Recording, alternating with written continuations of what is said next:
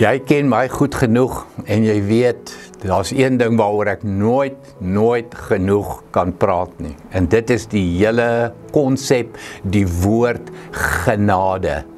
Want dit is die een ding wat 'n mens se lewe verander en dan leef jy vanuit genade as 'n nuwe mens.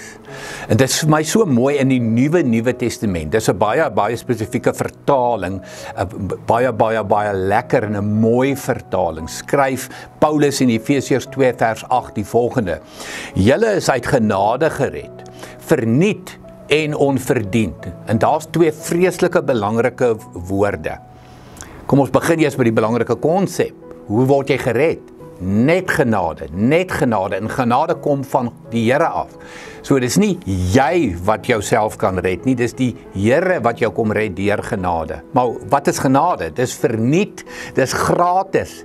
Maar mense, dit is so duur geskenk, ons kan nie mors ooit met genade nie, al is dit verniet, duurste geskenk wat jy nog ooit gekry het, en dis onverdiend, jy verdien dit glad nie, ek verdien dit glad nie, so ek is so bewus van genade elke dag in my lewe, veral in my droogmaaktye, in die tye wat ek verkeerde keuses maak. Die Here se genade is groter as dit, en die Here se genade kom herstel my, sodat ek vanuit genade kan leef. Dan sê die Nuwe Testament, julle het nie julle self gered nie. En daar's baie mense met hierdie geestelike hoogmoed en wat dink hulle moralisme en hulle humanistiese pogings kan hulle red. Nee, julle het nie julle self gered nie.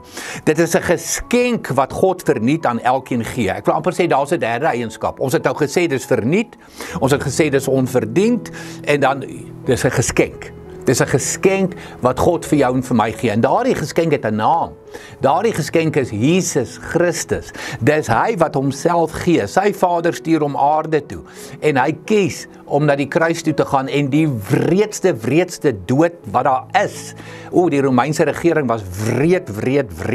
Hy sterf daardie dood in jou plek en in my plek. En dit is genade. En jare gelede het 'n absolute legende in Suid-Afrika, Marie Jansen, het hy die volgende woorde gebruik: God boer met genade. Kom ek herhaal dit vir jou. God boer met genade. Dankie tog, God boer met genade. Want dit gee vir my en vir jou 'n wonderlike geskenk. En daardie geskenk is verniet en daardie geskenk is onverdiend, maar daardie geskenk maak ons nuwe mense wat nuwe lewens lei vanuit genade. So kom ons gaan lewe genade lewens. Kom ons gaan bewys ook genade aan ander. Heerlike dag vir jou.